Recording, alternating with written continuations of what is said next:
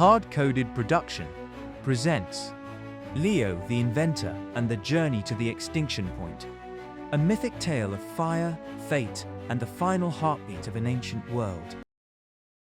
When the time machine tears through the fabric of reality, a red pulse of energy wraps around the hull, smoke drifting as the world settles into focus. The machine groans as the outer hatch unlocks, widening, slowly, cautiously. Leo steps toward the threshold, unsure of what waits beyond, but knowing he has no choice but to face it. Leo walks slowly towards the machine, running his hand across the scorched metal. The hatch is sealed tight, colder than it should be, humming with unstable energy. Something is wrong. He can feel it before he even knows why. He steps back, hands rising in a tense, disbelieving gesture. A thin hiss of smoke escapes from the seams, twisting into the air. Whatever happened, it wasn't part of the plan. He pulls off his helmet as his eyes scan the horizon, confusion tightening in his chest. His breath sharp and unsteady. Wherever he's landed, it's nowhere he intended to be. Leo takes a few slow steps forward, then stops. It's as if the world around him holds its breath. For a moment, he just stands there, letting the reality settle in. The temporal dial has collapsed. Something drained its core as the machine pulled the through time. If he can find raw temporium, he can rebuild the dial and make it home. The Chronotracker detects the source, somewhere deep within the prehistoric forest. Leo lifts the Chronotracker, its glow catching on the humid air as he walks. The search for temporium begins so he can stabilize the temporal dial. Chronotracker is a compact, handheld navigation device. It's powered by microfragments of temporium, the same energy source used by the time machine, allowing it to both track temporal disturbances and read where more temporium can be found so that it can stabilize the temporal dial. As you move deeper into the prehistoric world, it gets stranger with every step. Towering ancient trees stretch skyward. In the distance, a majestic sauropod glides silently between the trunks. The air grows thicker as Leo moves deeper into the forest, each step sinking softly into the moss-covered ground. Tiny motes of light drift between the roots. Insects, energy, shifting gently with the distant rumble of unseen giants. The world feels alive in a way that no data log or field report ever prepared him for. Every sound, a rustle, a low call, a distant crack, reminds him he is trespassing through a time that was never meant to be walked by human feet. And yet, he keeps moving. The search for temporium continues so that Leo can stabilize the temporal dial and leave this prehistoric world to its downfall. Outside the forest, the world opens up like a forgotten paradise. A vast, living plain, untouched by human hand. Giants move slowly across the horizon, ancient guardians of a time before time. Their shadows sweep over the earth, like drifting memories. Every creature here breathes with the land itself. The light, the dust in the air, even the silence. It all feels older than anything Leo has ever known. One truth becomes clear.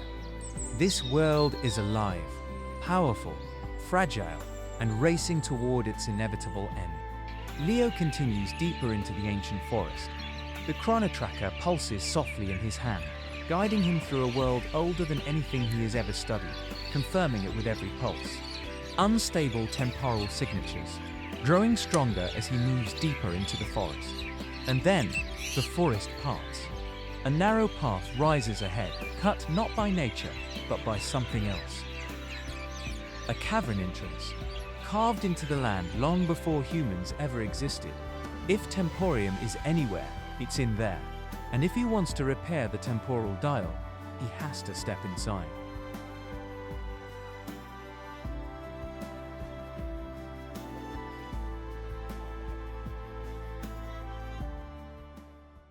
As Leo steps into the cavern, the world behind him fades into silence. A cold draft sweeps across the stone, carrying a low, resonant hum, a pulse that seems to rise from the walls themselves. The Chronotracker reacts instantly, its light flickering faster, brighter, syncing rhythmically with the crystal's inner beat. The deeper he moves, the more the cave tightens around him, the hum rising, the air warming, as if the cavern itself is waking up. He can feel it in his chest, in the floor under his boots, the buildup of something immense gathering ahead.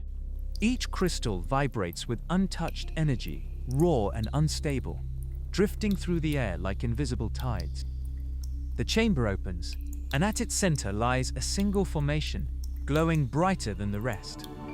A pure shard of temporium, untouched, unrefined, radiating enough power to rebuild the temporal dial 100 times over. For a moment, Leo just stares, breathing hard, the weight of hope settling into him for the first time since he crashed. He reaches out, carefully, and lifts the shard from its cradle. Leo turns back the way he came, holding the shard tight. The cavern vibrates under his feet with each step, as the temporium casts a red light over the walls. Far beyond the cavern's stone embrace, the ancient world breathes in calm rhythm. Waterfall mist drifts through the jungle, like a forgotten dream, unaware of the tremors beginning to stir beneath its roots. Creatures graze in peace, framed by monuments older than memory. But in the quiet glow of the horizon, the air carries a subtle tension, a pulse that does not belong to the age they roam. Across the distant valleys, the first warnings rise, thin plumes of smoke, a low rumble folding into the wind. The earth shifts gently, a whisper of the storm the world has yet to face. Life flourishes against the fading sun, unaware of the ticking clock above them. Even as rivers gleam and giants wander, the balance is beginning to tilt, ever so slightly. Signs of the past and omens of what's to come lie scattered in the undergrowth. A restless volcano erupts and smoke moves through the land, as if the world itself feels time tightening around it. As Leo walks the glowing corridors of the cave, the land outside holds its breath. The mountains glow hotter, shadows stretch longer, and the age of giants shivers at the edge of its final dawn. The glow of the shard warms his grip as he moves through the cavern's shimmering blue light. Every crystal around him hums in quiet recognition, as if the cave itself feels the presence of what he carries. The path twists ahead, carved by time and silence. The red lanterns glow, its warmth pushing back the cold breath of the deeper tunnels, guiding him toward the way out he hopes still exists. Below the path, a pool mirrors the cave's glowing heart. Water drips softly from unseen ledges, each ripple bending the blue light. For a moment, the world feels still, as if holding its breath before the next step. He crosses an ancient stone bridge, the pink shard in his hand pulsing gently against the cavern's rhythm. Streams murmur beneath him, carrying the cave's glow toward places untouched for ages. As he reaches the heart of the cavern, the path behind him fades, only the way forward remains. Ahead, a rise of jagged crystal pulls him onward, as the shard in his hand resonates with the formation beyond. Each step feels guided, chosen. A distant glow opens above him, faint, but unmistakably real. Leo quickens his pace, hope returning with every breath. The shard burns warm in his hand, a rush of cold air, as he stands at the mouth of the cave. Path ahead waits for him. Now the journey back to the machine can begin. Far beyond, the trees is shaking, as the earth starts quaking. Leo checks the Chronotracker for directions. The trail becomes narrower as he continues his walk deeper into the forest. The forest tightens around him. Every shadow feels aware of the path he's on. Polars pulse around him, as if the forest itself reacts to the crystal. For the first time on this journey, he feels a little anxious. Light breaks through the trees. Then heavy footsteps echo behind him. And in an instant, a T-Rex appears out of nowhere.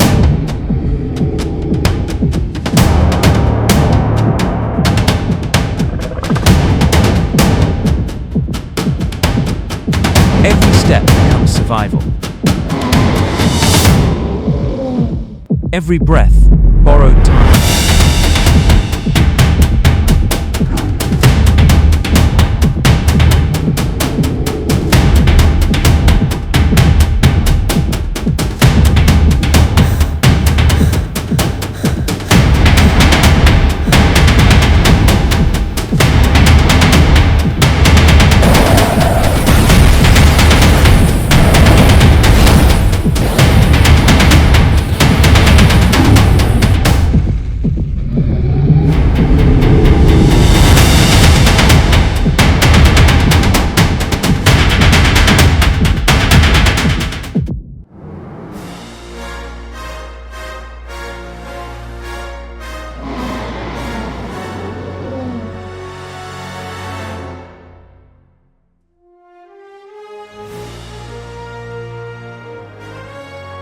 The T-Rex has fallen off the edge, and Leo continues his journey. Leo checks the Chronotracker for directions. As he presses on, each step leading him closer to the time machine, each shadow holding the echo of what almost caught him. The forest around him hums. The world's pulse wanders off rhythm. Smoke drifts across the horizon. Finn. Rising warnings. He feels the ground shift as the countdown tightening.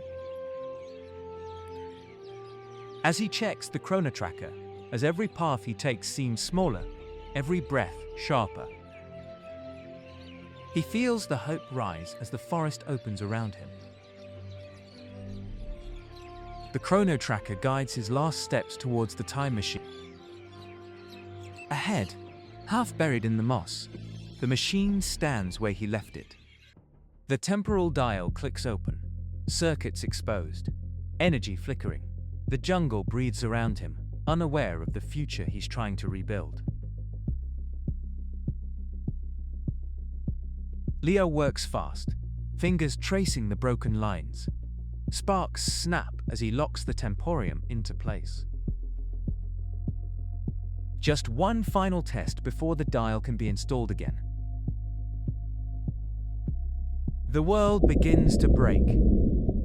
The sky tears open. Meteorites rains down, closer each second.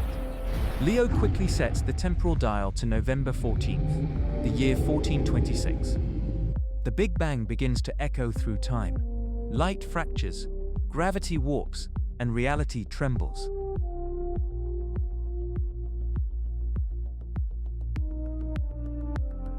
The time vortex opens like a wound in reality. Colors twist, bending the world inside out. Leo climbs into the machine and activates the chrono core.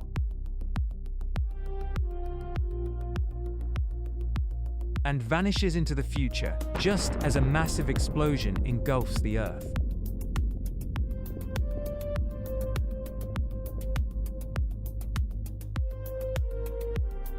The vortex snaps shut, and he is gone.